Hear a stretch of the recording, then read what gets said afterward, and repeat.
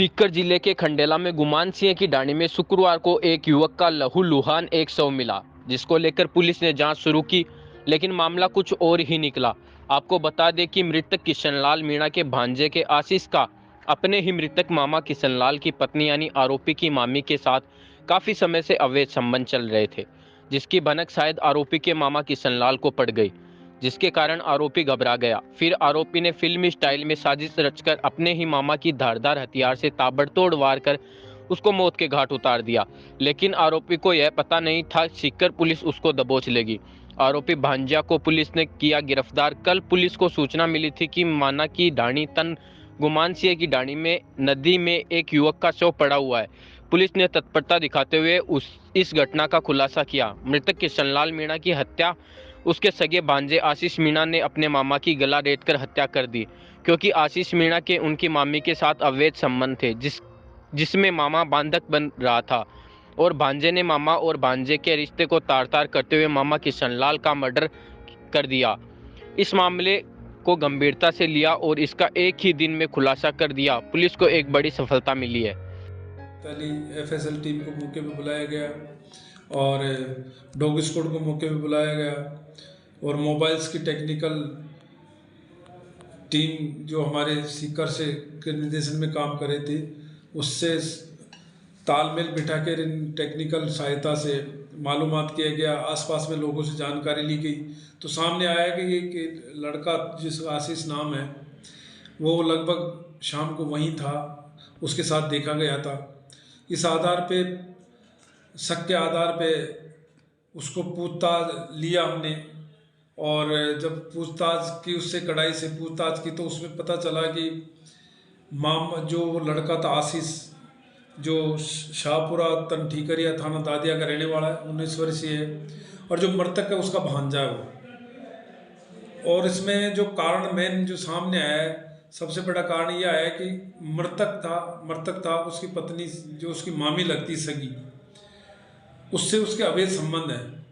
इस चीज़ को लेके प्लान के तहत उसका मर्डर करना पाया गया है।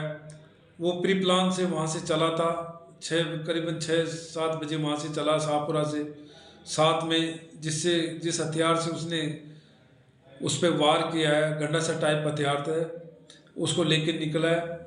फिर लगभग 8 बजे वहाँ पहुँचा है, फिर रेकी की गई है। फिर जैसे ही मामा आता है तो वो दारू पीने का शौकीन, थोड़ा शराब पीता है, तो पहले से पिया हुआ था और उसको 2 पवे वहाँ से ठेके से दिलाता है और उसको शराब पिलाता है। और वो लेके फिर उसको मोटरसाइकिल पे अपने पिताजी जो आरोपी है, उसके पिताजी हॉस्पिटल एडमिट है, उनको मिलाने का बहाना लेके मोटरसाइकिल पे बिठा के और पीछे एक नाला सा पड़ता है वहाँ पे लेके आ जाता है।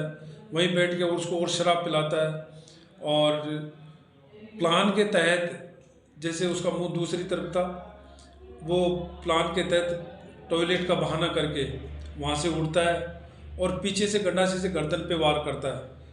बहुत गंभीर 4-5 वार किए हुए गंभीर तरीके से। इससे उसकी जो मृतक है उसकी मौके पे ही मृत्यु हो जाती है। और उसके बाद में उसने बताया कि जो मेन चीज़ है, जो मृतक की पत्नी है, उससे लगातार उसकी बात होती रही। जो हमने CDR एनालिसिस किया उसमें पता चला कि वो लगातार कंटिन्यू बात पे था। मृत्यु करने के बाद आरोपी सीधा वहीं वापस अपने गांव चला गया और जो मृतक की पत्नी से उसके संपर्क में रहा और वो लगातार ये देखता रहा कि आगे क्या कार्रवाई होने वाली।